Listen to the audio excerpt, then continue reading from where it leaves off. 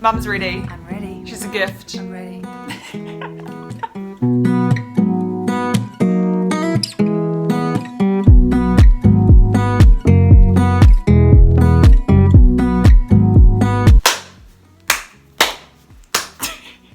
Hey guys, welcome back to my channel. I'm super stoked to have my amazing mum and best friend here with me today. She asked if she could do this without video, and I was like, that's kind of beside the point of a YouTube video, so here we are. She's thrilled to be here, but she's amazing, and she was one of my biggest supports when I was unwell, so I'm really excited for her to answer some questions for you guys.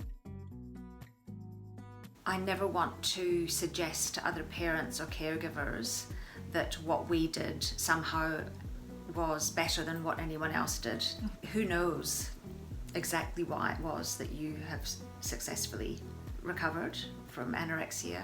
Of course we've helped, but there are a whole lot of people out there who've given just as much love and just as much time as we did, and the outcome hasn't been quite as good.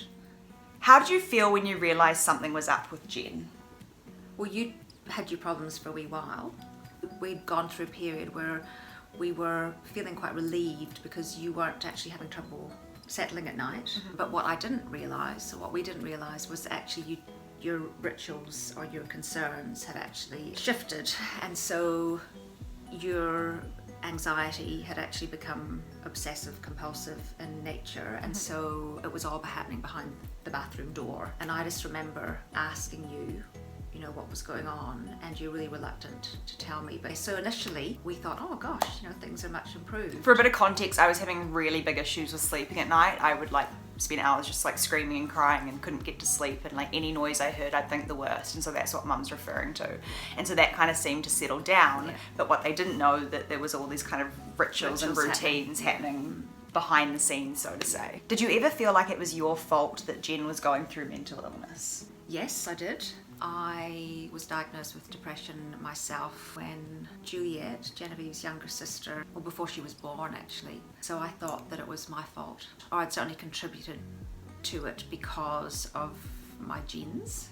How did you process that? Because I think a lot of parents blame themselves first. I think that's really easy to do, and a lot of the time it's completely out of their control. I didn't get rid of those thoughts until actually I sought help from a psychologist myself, which is something that Genevieve's psychologist had suggested, because I felt that I'd contributed to Genevieve's problems. But blaming yourself doesn't make you feel any better, does it? It doesn't make me feel any. It didn't make me feel any better, and it was actually wasted emotion. Wasted anxiety, wasted shame. Did I ever get angry or frustrated with you when I was in the recovery process?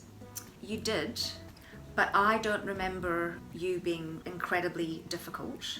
I know that you probably lied to me more than I discovered, but most of the time you listened to what I had to say. You were never violent, you were never abusive, you were moody, but I never really felt that I'd lost you completely. I think that even through that horrible time, you had insight into what it was doing to us as a family. And perhaps that's because we've always had such a close relationship as a family, and I could see firsthand the impact it was having on everyone. What point did you start to notice Jen had disordered eating, and when did you step in? I started noticing some odd behaviour around food, and that's when the restricting came, and unusual choices. And just things that I'd perhaps loved. I mean, I was a big foodie, and Mum will even say that. I loved food, and so I think it was just such a contrast. Can I say the bit about what you used to say? Yeah. So Genevieve used to say, I'll never have an eating disorder because I love food too much, and without even really knowing what an eating disorder was. I was 12 12 when I first said that. Yeah. Jinxed myself. Yes, maybe so. Was it hard to see your daughter that unwell? Oh, it was really hard. I think it's a horrible thing. See somebody starving. I actually found a lot of the exercise behaviour really distressing to watch. And I remember when you were in hospital, actually, and helping you shower, actually seeing exactly what your skeletal body looked like was really distressing. Where did your mum find her support and strength? Justin? It's my dad. My dad. Not my dad. My dad. Genevieve's dad was really strong. He didn't really understand it, but he's always just a very level-headed sort of person, and while it upset him, he was just really sensible about things, which I think I was too. I used to get lots of cuddles from Juliet, who's 5 years younger. my immediate family, my group of friends who were amazing. Latterly, as time went on, when I actually sought help from a psychologist, that was so helpful, and I think everyone should go and see someone. I always say that. I'm like, everyone should see a psychologist. If you can, Yes. it's an amazing thing to be able to do. Did you ever find yourself getting angry and frustrated with me and my illness? Oh, absolutely. I think a lot of the time I was really calm. I was really tough. And there were times where I shouted at you, and there were times where I screamed at you. And there were times where I left the house and just walked around the block and had a cry. So yes, the answer is yes, I did find it really frustrating. And there was another time I remember that you texted me from the hospital and the end of the world had come and I had to come up and see you. And by the time I got there, you'd totally forgotten about what it was that you texted me about. And another time where you were just being difficult. And I decided at that point that I was just going to leave the hospital and help you, and you just had to sort it out for yourself. So being a little bit less available sometimes was a good thing too. How did you cope and react when you found out about my eating disorder? Well, it wasn't a big surprise when you finally got the diagnosis. It was a process. It was a process. It took a while because there was a lot of behaviour, strange behaviour, and we wondered what the cause was. But it wasn't a great surprise. It was a relief when you were admitted to hospital. I think I've said elsewhere that I actually wanted to keep it quiet because when I was young, anyone who had an eating disorder always considered that their families must have something wrong with them, which of course was just a ridiculous thing to say. And Justin was really keen. We let people know, we sent out an email to tell our friends and our colleagues what was going on, and I became very open about it, and it was the best thing. To the point, what's the supermarket? Oh yeah, I mean, someone had said to me, "Oh, hi Helga, how are you?" And I said, "Oh, terrible. Genevieve's in hospital with anorexia," and they kind of looked at me as if to say that was way too much information. Too much information, and the butcher would find out about it, and I was just really open, and it just made it easier. And here I was thinking no one knew. Nobody knew. But I'd also left school, so everyone knew. Yeah. What did you find the most difficult when trying to support me through my journey? It was just incessant. The eating, the meals. So every single meal, which wasn't just 3 meals a day, it was lots of meals a day, and that was my job really. I took that on board, and you had to be, as people who with eating disorders will know and their families that are supporting them, in order to get better you really need a lot of one-on-one support. And for us that meant that I would put in front of you what I required you to eat and you would eat it, and it was really boring. And yeah, I think it was just because we didn't know how long this was going to go on for. So yes, just the constant repetition and no sooner had one meal finished and there was another one to begin. It was boring, but it was necessary.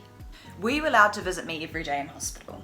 Yes, I was allowed to visit you every day in hospital. So certainly to begin with, because you were there for 3 months initially, to begin with, I would spend the night. Yeah, she stayed with me for like the first week, I think. Yeah, or maybe, yes, a bit longer. Okay. So yes, we were allowed to visit. And from memory, there were no restrictions. Around visiting. No, I think it was, and that might have changed now. That was 10 years ago. Yeah. I mean, I know it's different when you're on the psych ward in terms of visiting hours, but it was quite different. It was quite open and different back then.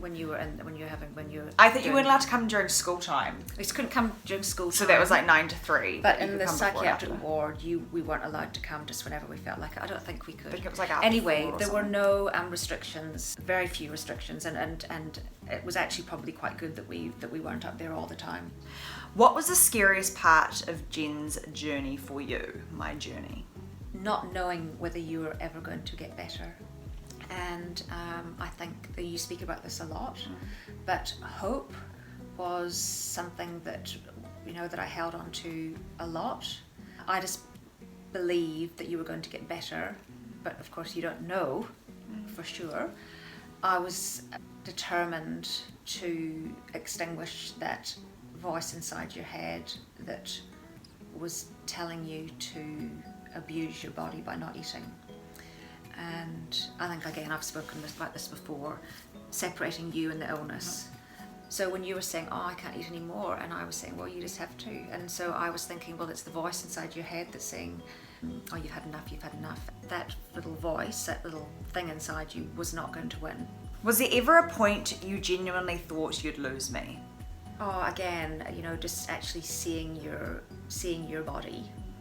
And I just thought, how are we going to get back from this? And having to do things like having bone scans to make sure that your bones weren't going to break because of the calcium, you know, because of the brittleness of your bones.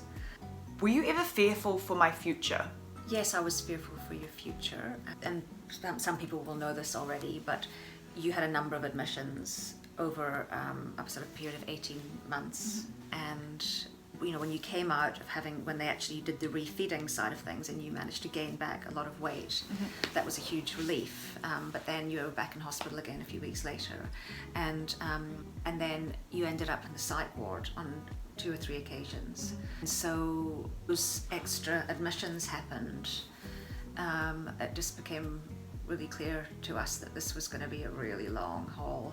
How hard was it to understand OCD? Oh, look, I knew a bit about OCD. I was a nurse a long time ago. It wasn't difficult to understand it because I saw it in your behaviour.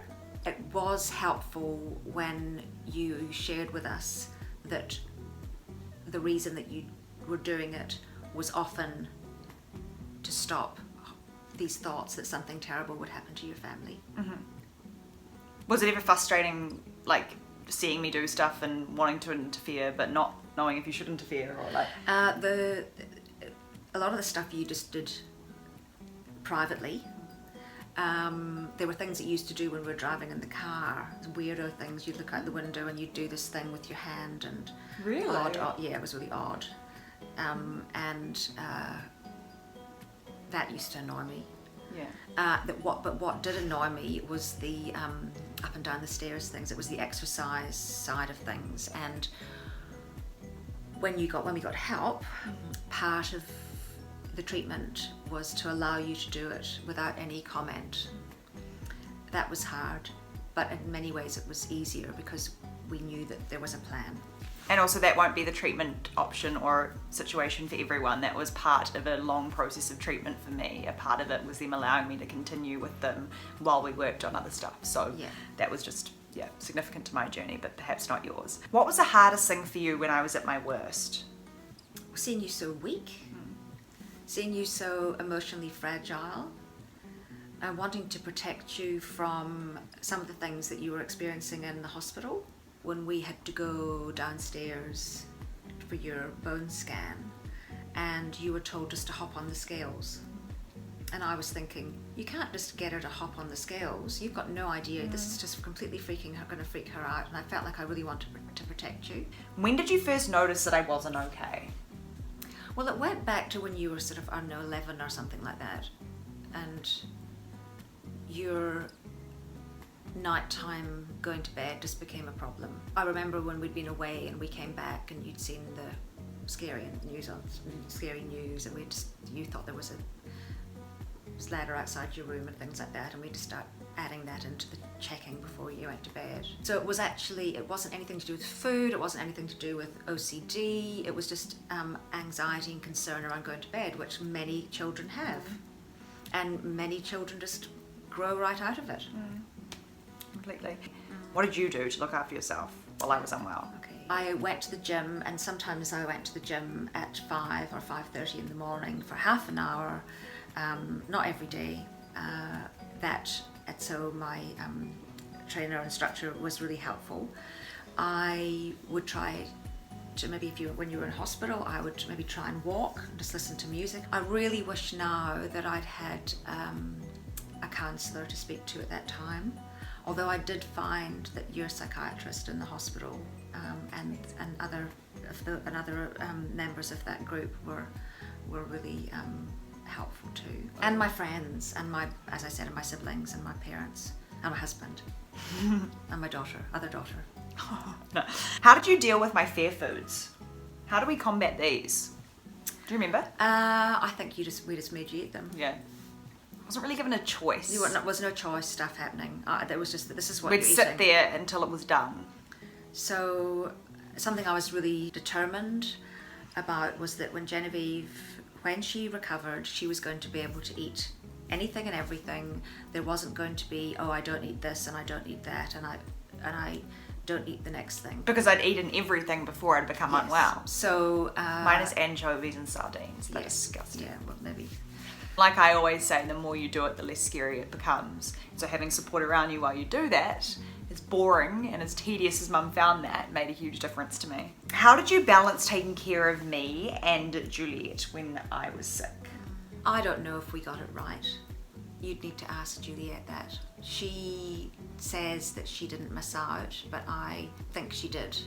How do you explain to a little 8 or 9-year-old what's going on with an older sister who she adores and looks up to, who's in hospital, or prior to that, who's not eating? You did the best you could at the time. But everyone does. I think that most people do the best they can. You know, I mean, I've got a great relationship with Juliet, but you'd need to ask her because there's probably stuff that she has to say about that. I'll do a video with her. There's that. Was it hard putting me in the hospital for the first time? It wasn't hard because we'd gone up to the outpatients, the clinic, and basically you were medically unstable, and it was just a great relief that Genevieve was in hospital. I was just pleased.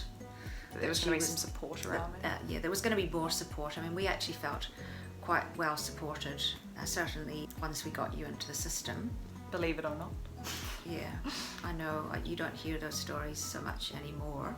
What's your favourite thing to do as a family now that everything is behind you?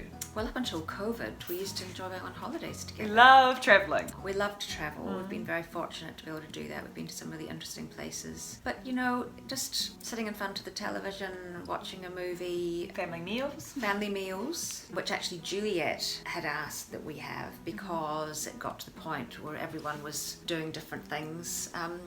It's like the one time a day we all kind of come together and Yeah. talk about our days, and Yeah. we try and do it every night. Yeah, I'm we still tried- living we at tried- home. She's still living at home. Yes. It's fine. It's fine, you love it. Have we asked what it was like for you while I was unwell? For me, I felt I was scared. I spent a lot of time wondering if I had contributed, as we've spoken about before. It was tiring. I felt fragile at times, and as I also said earlier on, you know, that I remember going for walks and just crying my eyes out, walking around the block and up to the park and things like that. But I did have and do have some really great people in my life and some lovely friends, and Strong woman right here. Yeah, well, Yes, yeah, you are. well, probably, maybe. I am. She I is, think I yes. am. Yeah, kind of had to be really. I'm going to ask you this, 'cause I'm looking for a specific answer. What were a couple of memories that you have from me in hospital? Well, one, you know what it was going to be. Well, one of the, Genevieve's got no recollection of this, but when she was in, I can't remember if it was the psych unit or I think it was up on the ward up in still, the ward. but And so you were allowed to, after you had put on a certain amount of weight, no longer did you have to be transported around the domain in a wheelchair. You were allowed to leave the ward and come for a short walk, which you insisted you do wearing your dressing gown and I'm so embarrassed. your slippers. Like, this is like a public park. I would go walking around with my hospital bracelet, a blue dressing gown, Yeah, and ugly pink slippers. And people would be going off to university, business people would be walking through the park, going to work. It was very odd, and you didn't look particularly well. No. I remember someone on my team saying that I had to start putting clothes on because I just lived in pajamas for the first couple of weeks and it was just like not normal behaviour. But I think it was just what I found most comfy.